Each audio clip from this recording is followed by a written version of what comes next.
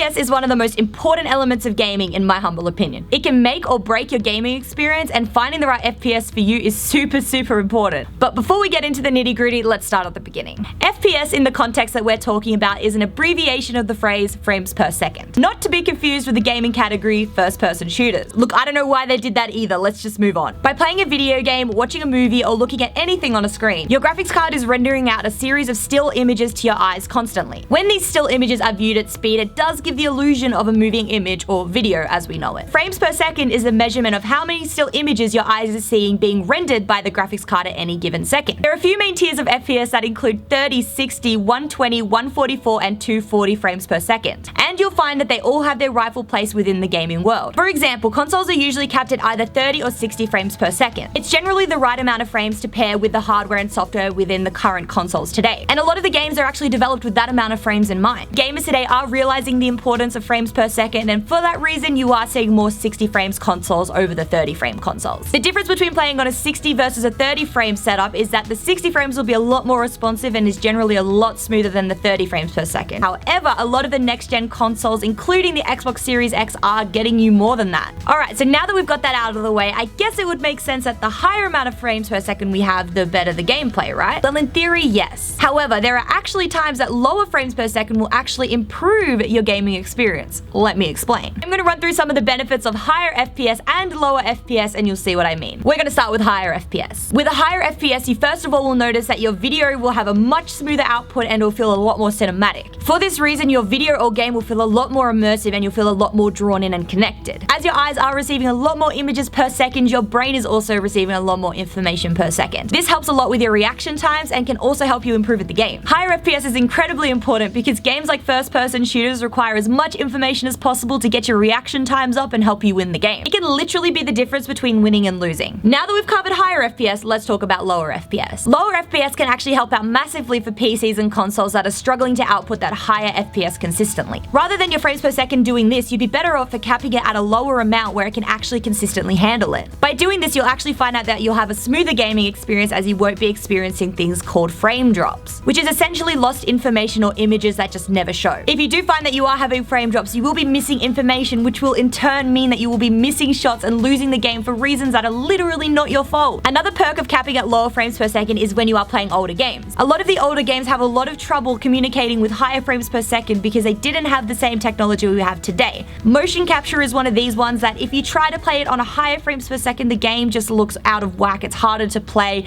and lower frames actually does save the day in this instance. Having a high amount of frames per second can actually make it more clunky, which is not what you want. Something to keep in mind when it comes to frames per second is that your TV or monitor will actually bottleneck the amount of frames per second your console or PC is outputting. The hertz that your TV or monitor output directly translate to how many frames per second it can show, meaning that if you have a 60 Hz monitor, you will only ever see 60 frames per second on that monitor, regardless if your PC is pushing out 200 frames per second. But what does this mean though? Does it really matter that my PC is pushing out 200 frames and my monitor is only doing 60? Yes it does. Should your PC be pushing out more than the 60 frames per second your monitor is, you, my friend, will be in frame drop territory, and ultimately you'll be experiencing some frustration. So because your monitor is limited to the 60 frames per second, it is randomly going to choose out of those 200 frames which ones to show. So essentially your eyes will be receiving less than 1/3 of the amount of information your PC is giving you, and also screen tearing can occur, which is all just a big pain. That being said, there are technologies like VSync that do help out with the screen tearing department. However, to just save yourself the headache,